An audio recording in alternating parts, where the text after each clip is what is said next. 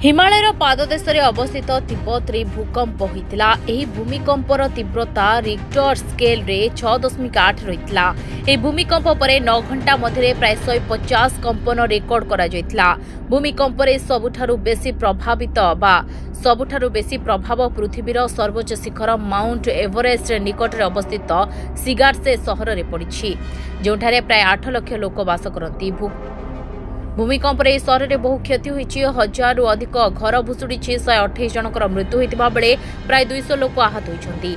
ଏହି ଭୂମିକମ୍ପ କେନ୍ଦ୍ର ଏଭରେଷ୍ଟ ପର୍ବତଠାରୁ ପ୍ରାୟ 80 କିଲୋମିଟର ଦୂରରେ ଥିବା ତିବ୍ବତର ଟିଙ୍ଗ୍ରି କାଉଣ୍ଟିରେ 10 କିଲୋମିଟର ଗଭୀରତାରେ ଦେଖିବାକୁ ମିଳିଥିଲା। ଚୀନର ଅଫିସିଆଲ ନ୍ୟୁଜ୍ ଏଜେନ୍ସି ଅନୁସାରେ ମଙ୍ଗଳବାର ଦିନ ସକାଳେ ଏହି ଭୂକମ୍ପ ହୋଇଛି। ତିବ୍ବତର ପଡ଼ୋଶୀ ଦେଶ ଚୀନ, ନେପାଳ, ଭୁଟାନ ଏବଂ ଭାରତର କିଛି ଜିଲ୍ଲା ତଥା ବାଂଲାଦେଶରେ ଭୂମିକମ୍ପ ଅନୁଭୂତ ହୋଇଛି। ଭୂମିକମ୍ପ ପ୍ରଭାବିତ ଲୋକଙ୍କୁ ଉଦ୍ଧାର କରିବା ପାଇଁ ଚୀନ ରାଜ୍ୟ ପରିଷଦ ଭୂମିକମ୍ପ ପ୍ରଭାବିତ ସହରକୁ ଏକ ଟାସ୍କ ଫୋର୍ସ ପଠାଇଛି। ଜରୁରୀକାଳୀନ ପରିସ୍ଥିତି ଘୋଷଣା କରାଯାଇଛି କାରଣ ସେଠାରେ ଥିବା ଭିତ୍ତିଭୂମି ନଷ୍ଟ ହୋଇଛି।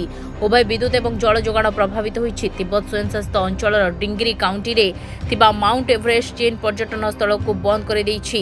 ଲୋକମାନେ ନିଜ ଘର ଛାଡ଼ି ଅନ୍ୟତ୍ର ସ୍ଥାନାନ୍ତର ହେବାକୁ ବାଧ୍ୟ ହୋଇଛନ୍ତି। ଲୋକଙ୍କୁ ମଙ୍ଗଳବାର ରାତିରେ -6 ଡିଗ୍ରୀରେ ବିତାଇବାକୁ ପଡ଼ିଲା। ରାସ୍ତାରେ ଭଗ୍ନାଂଶ ପଡ଼ି କାରଗୁଡ଼ିକ ଭାଙ୍ଗି ଯାଇଥିଲା। ଲୋକମାନେ ନିଜ ଜୀବନ ବଞ୍ଚାଇବା ପାଇଁ ଦୌଡ଼ିଥିଲେ। ବ୍ୟୁରୋ ରିପୋର୍ଟ, ଦିନଲିପି ଲାଇଭ୍। दिनलिपि लाइव को एबे ही लाइक शेयर सब्सक्राइब करंतु।